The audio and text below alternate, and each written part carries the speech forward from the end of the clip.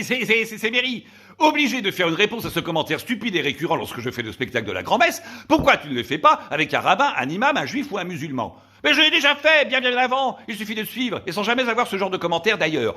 Je suis d'éducation chrétienne. Aussi, je me suis dit qu'il fallait mieux balayer devant ma porte avant de dire que c'était sale chez les autres. Beaucoup d'humoristes font des sketchs ou racontent des histoires drôles sur un imam, un rabbin, un juif ou musulman, sous prétexte qu'ils sont eux-mêmes ou juifs ou musulmans. Mais l'histoire, elle reste raciste quand même. Ce n'est pas parce que tu es gros et que tu te moques d'un gros que ça va te faire maigrir. Est-ce qu'il faut toujours prendre en référence la médiocrité des autres pour excuser sa propre médiocrité? Est-ce que ton bonheur est relatif au fait de savoir qu'il y a beaucoup plus malheureux que toi, ou est-ce que ton malheur est relatif au fait de savoir qu'il y a des gens beaucoup plus heureux que toi?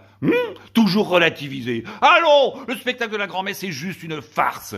Comme la religion d'ailleurs.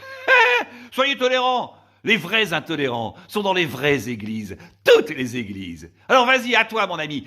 Crache ton fiel, fais-toi plaisir. Si ça te libère et que ça t'évite de cogner ta femme et tes enfants, eh bien vas-y. Si ton propos est de soutenir un Vatican qui reconnaît 310 000 crimes de pédocriminalité, ce n'est pas le mien. Alors vas-y, crache ton fiel, fais-toi plaisir.